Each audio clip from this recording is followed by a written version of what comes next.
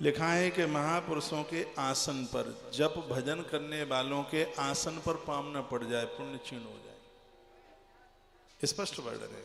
बहुत लोग आसन कुचल देते हैं, किसी के आसन पर पाम नहीं रखिएगा।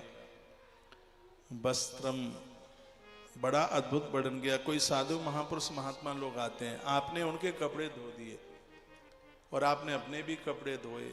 एक तो अपने कपड़ों के साथ उनके वस्त्र ना धोएं, और सूख गए हैं तो अपने वस्त्रों के साथ उनके वस्त्रों को ना उतारें, नहीं तो यह भी बिल्कुल अपराध हो। यति नाम आसनम वस्त्रम दंडाध्यम पादुके तथा, उनकी कोई छड़ी वगैरह है उस पर भी पाम नहीं लगना चाहिए। उनकी चरण पादुकाओं पर तो पाम लगे ही नहीं। यदि लग गया है क्षमा मांगे, कान पकड़े, प्रणाम कर लें चरण पादुका को। यह वर्णन किया गया। उनके चरण पादुका पर स्पर्श हो जाए पाम का। माल्यम च शयन स्थानम, जहां वो शयन कर रहे हैं उस जगह पर मत बैठिए।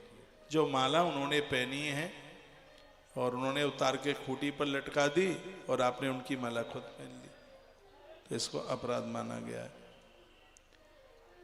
पात्रम छायाम च यत्नता, क्षत्रिय उनका कोई पात्र है उसके ऊपर पाम का स्पर्श न हो जाए बिल्कुल भी। यज्ञोपकरणांगम च न स्पृद्वहि पदेन च, वर्णन किया गया गुरु और देवों से प्रियतन पूर्वक कभी भी ये गलती मत कर बैठना, उनके साथ कभी द्रोह मत करना।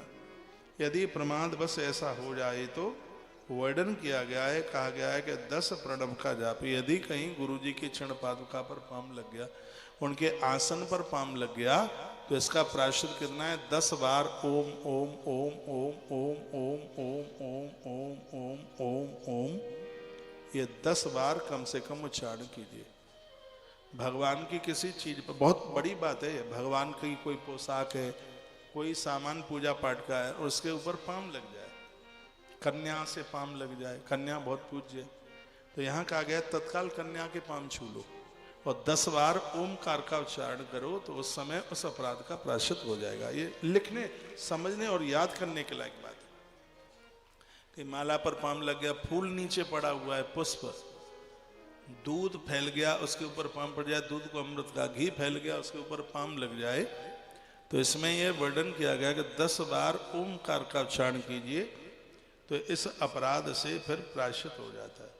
बड़े अपराधों के प्रायश्चित के लिए शास्त्रों के अनुसार उतने मंत्रों की जप की बात कही गई है। यदि पाप करता सदाचारी है, कहा गया है कि सदाचारी, और धोखे में यह उससे हो गया है, धोखे में तो एक बार भी ये कह देता है अरे ये तो हमसे बहुत बड़ी गलती हो गई, ओम प्रभु मुझे क्षमा कीजिए, और बोलते ही अपराध का प्रायश्चित हो जाता है तत्काल।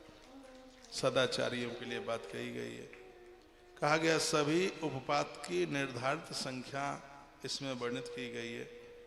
कहते हैं कि आपने, ये तो मैंने पूर्व में भी बोला है, कोई आपका व्रत छूट गया, अनजान में छूट गया है, कहते हैं कि व्रत वाले दिन और आपने अन्न खा लिया, व्रत खंडित नहीं होगा, उसके लिए आपको 1000 बार भगवान के नाम का स्मरण करना होगा, गुरु मंत्र को जपना होगा। तो आपको अपने अन्न धोखे से खा लिया है, फिर भी व्रत कीजिए। इतनी बड़ी महिमाएं का उस मंत्र का 1000 बार जप करते हैं आप, तो आपको अपने किए गए व्रत का पूरा ही फल मिलता है, भले ही आपने अन्न खा लिया, लेकिन दोबारा मत खाइए। ये नहीं है एकादशी है और आपने लड्डुआ प्रसाद में खा लिया, तो फिर सोचा अब तो लड्डुआ खा ही लिया, अब तो 4 फुलके ही चटका दो, अब क्या बात है, तो फिर व्रत खंडित हो जाएगा। ये बात वर्णित की गई। अवाच्य वाचनम चैव सहस्रा शुद्ध रुक्षते लंघने समायांत। कुछ चीजें ऐसी हैं जिनको लांगा नहीं जाता, भगवान की पूजा का जल लांगा नहीं जाता, छोटा बच्चा कोई सो रहा है उसको लांगा नहीं जाता, पूजा की कोई चीज रखी है उसे लांगा नहीं जाता, और खाने पीने की भी कोई चीजें रखी हैं तो उनको लांगा नहीं जाता। लांगना जानते हैं? हाँ, समझ रहे हैं आप। यदि कुछ ऐसा हो गया है तो उसके लिए 108 बार अपने गुरु मंत्र का जप कीजिए, तो इसका प्रायश्चित हो जाएगा। अब लिखा है काको उलूक कपोतानम पक्षी नाम पे घातने, ये बहुत अच्छा श्लोक है। आपके चलते हुए आपकी गाड़ी से टकरा करके कोई उल्लू मर गया, कोई सांप मर गया, कोई कबूतर मर गया, कोई भी जीव जंतु पंछी उसकी मृत्यु हो गई, कुत्ता ही मर गया गाड़ी से, ये मान लीजिएगा। तो क्या लिखा है, सत अष्टोत्तरम जपत्वा मुच्यते नाथ संशया। ऐसे समय पर कोई भगवान महादेव का मंत्र 1000 बार जप ले तो उसके अपराध का प्रायश्चित हो जाता है। ये इस अध्याय का 46 नंबर का श्लोक है, लिंग पुराण, और ये उसका पूर्व भाग, अध्याय नंबर 89, श्लोक नंबर 46। इसमें कहा गया है कि 1000 बार आप ओम नमः शिवाय का जप कर लेते हैं या गुरु मंत्र का जप कर लेते हैं, जिस मंत्र को आप जपते हैं उसका आप 1000 बार जप, 1000 बार का मतलब 10 माला, तो इससे प्रायश्चित हो जाता है। आपने देखा है कभी घरों में अचानक कोई कबूतर, कोई जीव पंछी मरा हुआ दिखाई देता है, तो उसके प्रायश्चित के लिए कहा गया है यदि कुछ ऐसा है तो उसको धोइए, स्थान को पावन पवित्र कीजिए, जल में गौमूत्र मिलाइए और वहाँ छिड़काव कीजिए। इसलिए तो ऐसी जगह पर बैठ करके जप करने से हमारे जप की महिमा क्षीण होती है।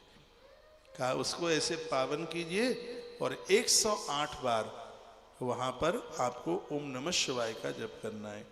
कहीं अपने आप ही काकोल को लिखा है, काको उलूक पोतानाम पक्षणाम अपि घातने सतष्टोत्तरम जपत्ता मुच्यते नाथ संशय। आपके ही द्वारा यदि कोई पंछी की मृत्यु हो गई है तो उसके लिए 1000 बार गुरु मंत्र या ओम नमः शिवाय का जप आप करते हैं तो इस अपराध से प्रायश्चित हो जाता है। वर्णन समझ में आ रहा है? हा? बोलो शंकर भगवान की जय हो। कहते हैं कोई गुरु की सेवा में है, चरण दबा रहा है और फिर वो वहां से जा रहा है तो आते हुए भी प्रणाम करे, जाते हुए भी प्रणाम करे। नौकरी के लिए ऑफिस में आप जा रहे हैं, सुबह तो आप प्रणाम करते ही है, लेकिन जब आप दफ्तर जाएं तो प्रणाम करके जाइए। रात्रि को घर में प्रवेश करें तो माँ बाबू जी को प्रणाम कीजिए। ये बड़ा अद्भुत वर्णन किया गया। भस्मनाम शुद्धते कांस्यम क्षारिणा यपन मुक्चते। कांसे का बर्तन भस्म के द्वारा शुद्ध होता है, राख के द्वारा। इसमें वर्णन किया गया हेमाद्री शुभम पात्रम रौप्य पात्रम द्विजोत्तमा। सोना और चांदी, सोना तो हवा में पवित्र हो जाता है, चांदी जल से पवित्र हो जाती है, और उसके नीचे के जितने बर्तन हैं वो साबुन से नहीं, वो राख से ही साफ होते हैं। आप पवित्र होते हैं, रोज नहीं तो जिस दिन आपने व्रत उपवास किया है उस दिन तो राख को प्रयोग में लीजिए। श्राद्ध पक्ष आ रहा है, 7 सितंबर से श्राद्ध पक्ष है। आपको मालूम है गीले बर्तन में ब्राह्मण को जिमाया नहीं जाता, पुण्य क्षीण होते हैं, पुरखे परेशान होते हैं, इसलिए उनके बर्तनों को राख से साफ किया जाता है। पीतल के पात्र में ब्राह्मण को भोजन कराने की बड़ी महिमा, तो वो भी वर्णन किया गया। अग्नि रपाम संयोगा दत्ता तोपस्त।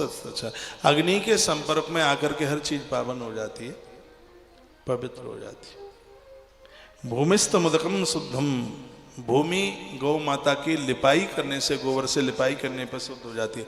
आपको मालूम है पहले बच्चे मलमूत्र विसर्जित करते थे, कच्चे घर होते थे, जमीन कच्ची होती थी, तो माताएं वो साफ करके वो जगह को गोबर से लिपाई कर देती थी, तो वो स्थान पवित्र हो जाता, पावन हो जाता। अब तो घर कच्चे तो रहे नहीं है, तो आप गैया मैया के गोबर से नहीं लीप सकते, तो वहां जल का प्रोक्षण तो कर सकते हैं, पानी के छींटे से सब शुद्धि हो जाती है। वत्स शुचि प्रसिद्ध गणेश सक्न फलपातने स्वदारस ग्रस्ताना मृतो भार्या विकांक्षया। श्रेष्ठ धर्मज्ञ व्यक्ति को ये चाहिए, बाहर से धुला हुआ भी वस्त्र घर आता है, जब तक आप उसके ऊपर पानी के छींटे नहीं दे देते तब तक वो शुद्ध नहीं होता, तब तक वो पवित्र नहीं होता। आपके कपड़े बाहर से धुल करके आते हैं, तो जब उनको आप पहने तो पहले उसके ऊपर जल के छींटे लगाएं। ये वर्णन किया गया।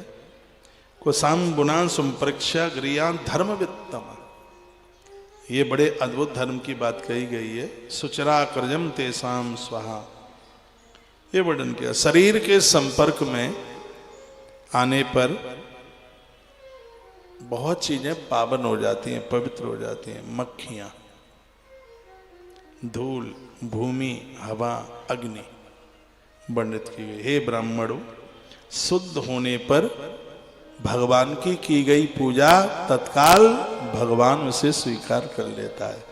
ये सदाचार की बात कही है। फिर ये मत कहना हम इतने लंबे समय से भगवान को बेलपत्तियां चढ़ा रहे हैं और हमें उसका फल नहीं मिल रहा है। रास्ते में कभी थूकिए मत, रास्ते में बाथरूम मत कीजिए। छींकने के बाद में बहुत लोग छींकते हैं, जमाई लेते हैं तो हाथ ऐसे ठोकते रहते हैं, इससे हाथ अपवित्र होते हैं। कहते हैं जल पीने के बाद भी, हम लोग तो ऐसे हैं, पानी पीने के बाद भी हाथों को साफ करते हैं, जल लगाते हैं उससे। कहते हैं उवासी आवे भजन पूजा पाठ में तो उसमें आचमन कीजिए। वेदों के अध्ययन के पूर्व, कितना सुंदर लिखा है। कोई भी धार्मिक किताब आप पढ़ते हैं, माला का जप करते हैं, सदाचार में वर्णन किया गया है सबसे पहले आचमन कीजिए तब जप शुरू कीजिए। आचमन कीजिए तब सुंदरकांड पढ़िए। आप सुन नहीं रहे हैं, आचमन कीजिए तब ही धार्मिक ग्रंथों को पढ़िए, ऐसा वर्णन किया गया। इस ग्रंथ में तो कहा गया भोजन भी करें तो थोड़ा सा हाथ में जल ले लें, अन्नपूर्णिमा का ध्यान करते हुए थाली के ऊपर 3 बार उस पानी को ऐसे घुमाएं, फिर जल को अपने मुख में डाल लें, उसके बाद भोजन करें। इससे आपका जठर खुलेगा, जठराग्नि खुलेगी और आपका भोजन पचेगा। तो भोजन करते समय हाथ जोड़ते हुए दाहिने हाथ पर जल लो, उसको भोजन के ऊपर ऐसे घुमाओ, मां अन्नपूर्णा का ध्यान करो, गायत्री माता का ध्यान करो, सूर्य देवता का ध्यान करो, फिर उस जल को अपने मुख में डाल लीजिएगा। फिर आप भोजन कीजिए, बड़ा आनंद हो जाएगा। यूपम चांडाल काद्याच स्पष्टा स्नानेन शुद्ध्यति। कहा जाता है कि चांडाल को छू लिया। अब चांडाल की परिभाषा ऐसी है, क्या बोलूं मैं। रजस्वलाम सूदकाम च न स्प्रे दंत जामपि। रजस्वला नारी को, जो ऋतुकाल में नारी है, कहा गया है ऐसी नारी को छूना नहीं चाहिए। जिस स्त्री ने हाल ही हाल में बच्चे को जन्म दिया है उसको भी बिल्कुल स्पर्श नहीं करना चाहिए, ग्रंथ वर्णित कहते हैं। कहा गया है कि जो नारी ऋतुकाल में है उसे दूसरी नारी को स्पर्श नहीं करना चाहिए, नहीं तो इससे उसके पुण्य क्षीण हो जाएंगे। ये इस ग्रंथ में कहा गया है। कहते हैं कि स्पर्श करने पर स्नान करना होगा। यति, वानप्रस्थी, ब्रह्मचारी, नैष्ठिक ब्रह्मचारी, कितनी सुंदर बात कही है। राजा, वैद्य, मकान बनाने वाले कारीगर, शिल्पकार, इन लोगों को कोई भी सूतक नहीं लगता। काम करने वाले भृत्य, आपका ड्राइवर मान लिया जाए, उसको घर में कहीं सोवड़ हो गई है या उसकी कोई मृत्यु हो गई है, और वो गाड़ी चला के लेके जा रहा है, आप बगल में बैठे हैं, उसके छूने से आपको सूतक नहीं लगेगा, अपराध नहीं लगेगा। आपका मकान बन रहा है, कारीगर आया, उसके घर में सूतक चल रहा है, वो आपके घर में निर्माण कर रहा है, आपके मंदिर के सामने से भी निकल गया, आगे से निकल के आ गया, तो ऐसी स्थिति में उस कारीगर को, शिल्पकार को सूतक नहीं लगता। आपके घर में कोई बीमार है, हमारे आपके कहीं की भी बात समझ लीजिएगा, डॉक्टर को बुलाया, डॉक्टर के यहाँ पर सूतक लगा हुआ है, या तो कोई गमी हो गई है या किसी बच्चे का जन्म हो गया, तो यहाँ बड़ी सुंदर बात कही गई है कि वैद्य को कभी सूतक नहीं लगता। यदि वो वैद्य आपकी नाड़ी पकड़ता है, आपको दवाई देता है, तो उससे आप अपवित्र नहीं होते, उसके छूने से, उसके स्पर्श करने से। आ रही है बात समझ में। जो प्रत्येक दिन नित्य यज्ञ करते हैं, आहुतियां डालते हैं, उनको भी सूतक नहीं लगता बिल्कुल। जो ग्रहण में जप करते हैं, ग्रहण के समय पर जो जप करते हैं, बड़ा अच्छा लिखा है, उन्हें भी किसी भी प्रकार का सूतक लगता नहीं है।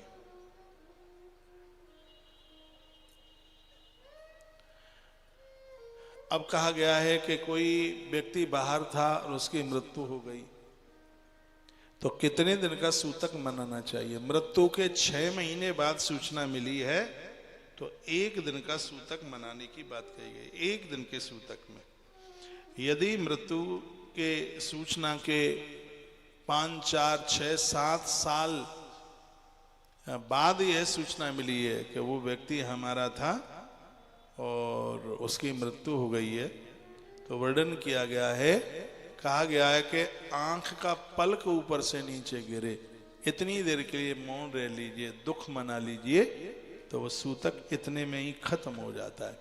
फिर पूछा गया कि कौन सी कास्ट के लोग, जाति के लोग कितने समय में पवित्र हो जाते हैं, तो केवलम द्वादशाहेन क्षत्रियाणाम द्विजोत्तमः, कहा गया है कि ब्राह्मण और क्षत्रिय ये दोनों, और सुन लो बस थोड़ा सा टाइम लूंगा, वर्णन किया गया है यह है 12 दिन में पवित्र हो जाते हैं। वर्णन किया वैसे पंचदशाएन, वैसे 15 दिन में पवित्र हो जाता है। शूद्रो मासेन शुद्ध्यति, कंस वर्ण का व्यक्ति 1 महीने में शुद्ध हो जाता है। ये सब सदाचार की बात कही गई है। बोलिए बांके बिहारी लाल की जय हो। श्री हनुमान जी महाराज की जय हो। जय जय श्री राधे श्याम। सतयुग में नारी एक बच्चे को जन्म देती थी। उस समय की सतयुग की बात कही गई। कहा गया वो टाइम, वो समय ऐसा था, उस समय जनसंख्या की कमी थी। तो ये ग्रंथ ये कहता है कि आपका विवाह हुआ है, आप दंपति पाड़ी ग्रहण बंधन में आप बंधे हैं इस प्रकृति को एक संतान देने के लिए।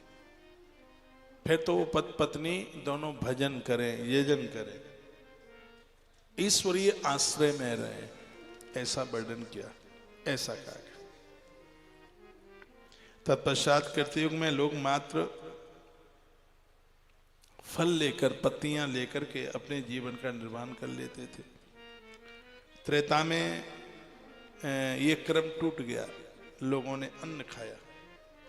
द्वापर में बहुत ज्यादा खाया, कलयुग में तो पेट भरता ही नहीं है, पूरा दिन खाते रहते हैं। ये बात यहाँ बड़ी अद्भुत कही जा रही है। कहा जा रहा है कि अन्न सिर्फ प्राणों को बचाने के लिए, बताया गया साधना उतनी मजबूत होगी जितना आहार कम होगा, ये वर्णन है। इसके लिए कल भी मैंने आपको बोल ही दिया था, भोजन मात्रा में लीजिए, लिमिट में लीजिए। कितनी सुंदर बात कही है। जो लोग 1 वर्ष के लिए धरती पर सोकर एक बार भोजन करते हुए और सूर्य निकलने के पहले स्नान कर लेते हैं, तो 1 वर्ष में उन्हें चौमासा करने का पूरा पुण्य प्राप्त हो जाता है। एक बार भोजन, धरती में शयन और सूर्य भगवान को निकलने के पहले स्नान, यदि वो ऐसा कर लेते हैं तो उन्हें पूरा चातुर्मास करने का सौभाग्य प्राप्त हो जाता है। दिन में सोने से, वर्णन किया है, उंगलियों से दांत कुरेदने से, दिन में सोने से उंगलियों से दांतों को कुरेदने से, वर्णन किया है कि व्यक्ति उसको अशुद्ध अपवित्र माना गया। दिन में सोने से वो जब तक स्नान नहीं कर लेगा तब तक पूजा में बैठने के लायक नहीं। ग्रंथ तो ये कहता है वो इतना अपवित्र होता है जैसे पुरुष बाल कटाने पर जितना अपवित्र हो जाता है। बहुतों को आदत होती है उंगलियों से दांत ही कुरेदते रहते हैं, ये बहुत गलत आदत है, ये बिल्कुल नहीं होना चाहिए। बोलिए बांके बिहारी लाल की जय। श्री हनुमान जी महाराज की। देखो ये बात मैंने कभी बोली थी, ये यहीं की बात है। मैंने कहा, यानी कहा गया है कि 4 दिन के बीच में यदि नारी के गर्भ में संतान आ गई तो वो संतान अल्पायु होगी, छोटी उम्र में ही मौत को प्राप्त हो जाएगी। ये 4 दिन ऋतुकाल के हैं, इसमें पति पत्नी का संबंध ना, संतान चांडालिनी हो सकती है, अल्पायु हो सकती है। श्लोक 109 नंबर का है। चतुर्थ्याम स्त्रीन गम्यातु गतो अल्पायु प्रसूयते। ऋतुकाल के 4 दिन के बीच में यदि औलाद पेट में आ गई तो निश्चित रूप से वह संतान अल्पायु होगी, विद्याहीन होगी, व्रतों का उल्लंघन करने वाली होगी और माता पिता को कष्ट देने वाली होगी। ये वो औलाद जो ऋतुकाल के 4 दिनों में जो संतान गर्भ में आती है। 5वीं रात्रि में स्त्री गमन करना, 5वीं रात्रि है जब वो सिर धो लेती है, वो स्नान कर लेती है, 5वीं रात्रि में उसके गर्भ में संतान आती है तो 100% कन्या का जन्म होता है, बेटी का जन्म होता है। मैं श्लोक बोले देता हूं, वर्णन किया गया है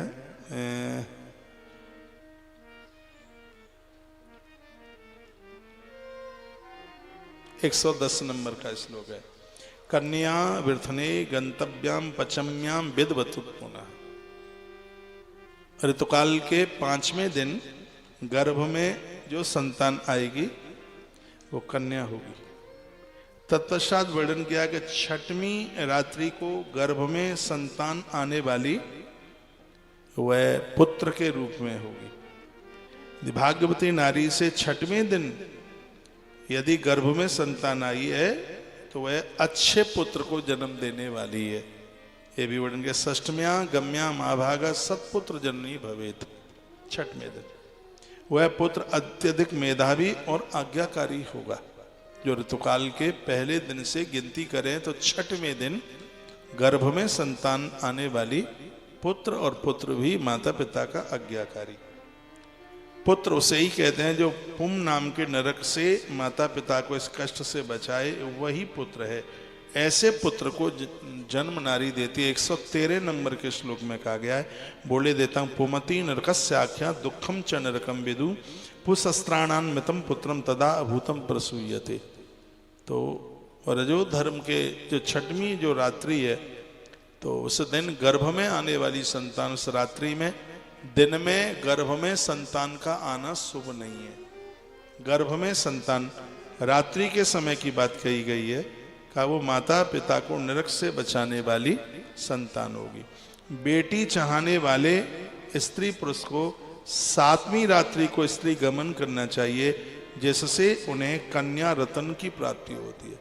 बढ़िया बेटी, संस्कारित बेटी 8वीं रात्रि को पति पत्नी के संयोग में गर्भ में आने वाली संतान एक लायक कन्या को जन्म देती है।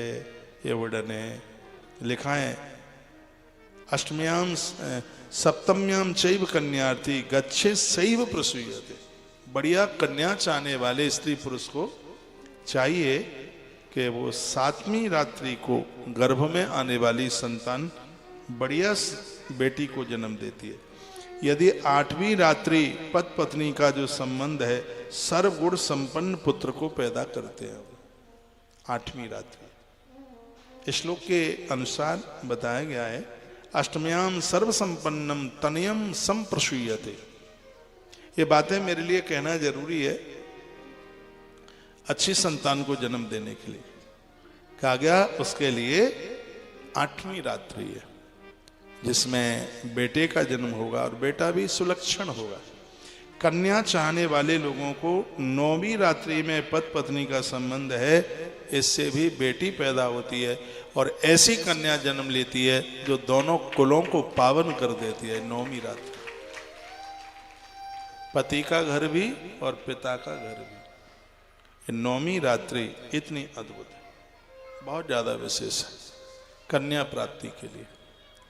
फिर कहा गया पति पत्नी का संबंध यदि 10वीं रात्रि को हुआ है तो इससे विद्वान पुत्र पैदा होता है, बहुत ज्यादा विद्वान, धर्मशील, चरित्रवान। वर्णन क्या है, वह 10वीं रात्रि है। सुनिए, यदि 11वीं रात्रि में स्त्री पुरुष का संबंध हुआ है, 11वीं रात्रि, तो वहां भी कन्या पैदा होती है और वो कन्या इतनी अद्भुत, घर में साक्षात शक्ति ही चल करके आई हो। यदि 12वीं रात्रि स्त्री पुरुष का संबंध हुआ है तो उससे भी पुत्र को ही जन्म मिलता है। वो धार्मिक होता है, श्रुतियों का जानकार होता है, स्मृतियों का जानकार होता है, अनुष्ठानों को करने वाला होता है। अब एक मुख्य बात समझ लो जो बहुत ज्यादा जरूरी है, वो क्या है, सबसे खतरनाक रात्रि है 13वीं रात्रि। 13वीं त्रयोदश्याम जड़ाम नारी सर्व संकर कारिणीम शब्द लिखा है। 13वीं यानी रजो धर्म की पहली रात्रि से गिना जाए तो जो 13वीं जो रात्रि पड़ती है उस दिन स्त्री पुरुष के संबंध से गर्भ में संतान आती है, वह बेटी होती है। लेकिन ये बेटी इतनी खतरनाक होती है, ऐसी कन्या पैदा होगी जो जड़ होगी और वर्ण संकरीय होगी, अपनी इच्छा से विवाह शादी करने वाली होगी, हो सकता है अपने माता पिता को छोड़ कर के भी चली जाए। ऐसी उस कन्या के द्वारा ससुराल पक्ष और उसके मायके का पक्ष दोनों को धब्बा लग जाता है। ये 13वीं रात्रि है, बहुत खतरनाक है, ये बहुत ध्यान रखा जाए। संतान को जन्म देने वाले स्त्री पुरुष ये 13वीं रात्रि से बच करके रहे। अच्छे बच्चों को जन्म देने में माता पिता का बहुत बड़ा हाथ है, पर बच्चों को दोष दिया जाता है कि वो ऐसे वो वैसे। मटका बनाया कुंभकार ने, मटके की गर्दन टेढ़ी हुई है, वो रिस रहा है, पानी रिस रहा है, तो बनने वाले की गलती नहीं, बनाने वाले की गलती है। राजीव दीक्षित बहुत अच्छी बात कहते थे, नारी में इतनी बड़ी ताकत है, वो चाहे डॉक्टर पैदा कर दे, वो चाहे कलेक्टर पैदा कर दे, वो चाहे उद्योगपति पैदा कर दे, राजा महाराजा पैदा कर दे, वो चाहे तो महात्मा पैदा कर दे, तो वो चाहे तो परमात्मा को भी प्रकट कर दे। नारी के पास पूरा देश इस समय मुझे सुन पा रहा है और मैं बहुत प्रमाण के साथ ये बोल रहा हूं, क्योंकि नकली बात मुझसे आती नहीं है। श्री मदलिंग महापुराण का पूर्व भाग, अध्याय नंबर 89, श्लोक नंबर 116, इसमें लिखा है त्रयोदश्याम जड़ाम नारी सर्व संकर कारिणी, वर्ण संकर ये औलाद को पैदा करेगी, क्योंकि वो शास्त्र विधि से विवाह करेगी ही नहीं, तो वर्ण संकरी औलाद पैदा होगी। जनयतंगना यस्माता गच्छे सर्व यत्नता, कितना भी कोई जोर लगा ले वो अपने हिसाब से ही काम करेगी, वो किसी की नहीं मानेगी, ना माई बाप की मानेगी बात, ना बाप दादाओं की बात मानेगी, ना पति की बात मानेगी, वो किसी की बात मानेगी ही नहीं। इसलिए ये 13वीं जो रात्रि है वो बहुत खतरनाक है। स्त्री पुरुष का संबंध त्रयोदशी 13वीं रात्रि में बिल्कुल भी नहीं होना चाहिए, नहीं तो जनत्यांगनाश्मान गच्छेत सर्व प्रियतनता, सर्व प्रियतनता, चाहे कितना भी प्रियतन कर लिया जाए उसके ऊपर किसी की भी बातों का असर नहीं होगा, वो अपनी स्वेच्छा से विवाह करेगी। स्पष्ट लिखा है वर्ण संकरीय औलाद को जन्म देने वाली होगी। बुरा तो नहीं लग रहा है मैं कुछ बोल रहा हूं, ये जानकारी समाज को देना बहुत ज्यादा जरूरी है, इसलिए तो सनातन धर्म बहुत विशेष है। आचार्य जी मेरी बात सुन रहे हैं तो आ जाए। अगली बात क्या कही गई है, ये तो 13वीं रात्रि की हो गई। चतुर्दश्याम यदा गच्छेन सा पुत्र जननी भवेत, वो नारी बहुत बड़भागिनी, उसके भारी पुण्य है स्त्री पुरुष के संपर्क में 14वीं रात्रि के संबंध में उनके गर्भ में पुत्र ही आकर के जन्म लेता। इसमें तो स्पष्ट लिखा है कि यत्न पूर्वक 13वीं रात से बचना चाहिए। यदि 14वीं रात्रि को स्त्री पुरुष का संबंध हुआ तो नारी एक पुत्र की मां होती है, और पुत्र बहुत विवेकी होता है, अपने 14 तत्वों को जीतने वाला होता है। 5 ज्ञानेंद्रिय, 5 कर्मेंद्रिय, मन बुद्धि चित्त अहंकार, बहुत ज्यादा विशेष होता है। उसके पास कुछ विशेष शक्तियां चल करके आती हैं जो 14वीं रात्रि में स्त्री पुरुष के संपर्क से 14वीं रात्रि में, और वो जीव मां के गर्भ में आया, ज्यादातर ऐसे वो पुत्र ही होता है। सम संख्या में गर्भाधान पुत्र को पैदा करता है और विषम संख्या में पुत्री को पैदा करता है। उसमें इस बात को जरूर ध्यान रखना, ऋतुकाल के 4 दिन के बीच में संतान आई है, 100% अल्पायु कम उम्र वाली होगी, बुद्धि से क्षीण होगी, पागल भी हो सकती है, सोचने की ताकत भी कम हो सकती है, और कोई अंग विकलांग भी हो सकता है, ऐसा इस ग्रंथ में लिखा है। 4 रात्रि ये बिल्कुल ठीक नहीं। यदि स्त्री पुरुष का संबंध 15वीं रात्रि को होता है तो इसके द्वारा धर्मवती कन्या आकर के जन्म लेती है। धर्मवती, बहुत विशेष। ऐसा समझ लो कि साक्षात एक महाशक्ति धरती पर प्रकट हो गई हो। कहा जाता है 15वीं रात्रि में यदि गर्भ में संतान आई है वो तो दुर्गावती और माता लक्ष्मीबाई की तरह योद्धा होती है, विलक्षण विशेष होती है। कहते हैं कि 16वीं रात्रि में मां के गर्भ में आने वाली संतान पुत्र वो शास्त्रों का मर्मज्ञ होता है।